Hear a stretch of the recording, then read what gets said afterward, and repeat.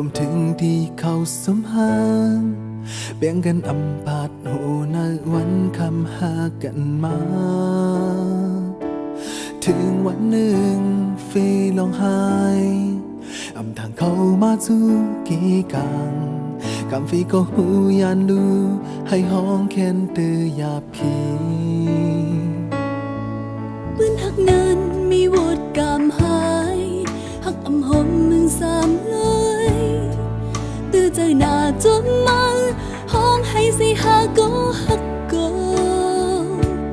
อำหันตามตักเสียงคืนผาดยันไกลกันหึงนานยาวจึงมือละก็อำคอยคืนสามโลเบ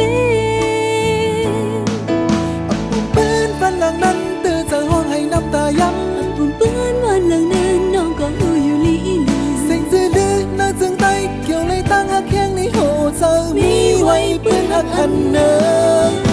ปุ่มปืนวันหลังนั้นก็หนึ่งห้องว่าใจสามล้อปุ่มปืนวันหลังนั้นก็หนึ่งสัมเป็นนาอุเปเมื่อเลี้ยวมามีเนื้อฟ้าสามตาไม่กันให้แค้นอยู่กับตอนเนื้อหายในเดมี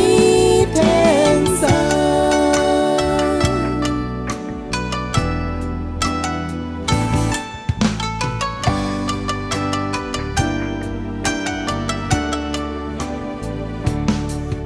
ปืนหักนั้นมีวดกามหาหักอำหงหึงสามน้อย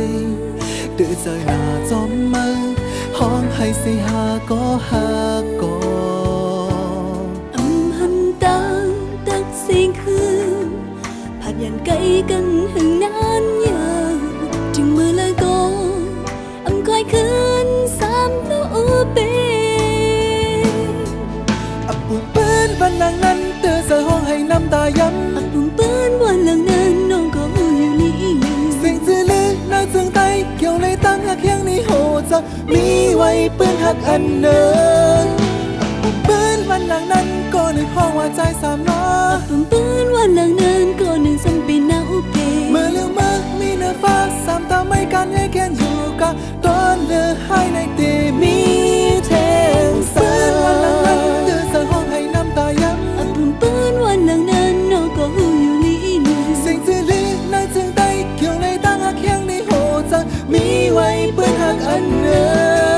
นปุ่มปืนวันหลังนั้นก็ในห้องว่าใจสามล้อปุ่มปืนวันหลังนั้นก็หนึ่งสัมเป็นนาอุเปเมื่อเลี้ยวมามีเนื้อฟ้าสามตาไม่กันให้แค้นอยู่กับตอนเนื้อหายในเดมี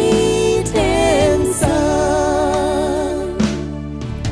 ปุ่มปืนห่างมันตีนั้นหึงถึงวัน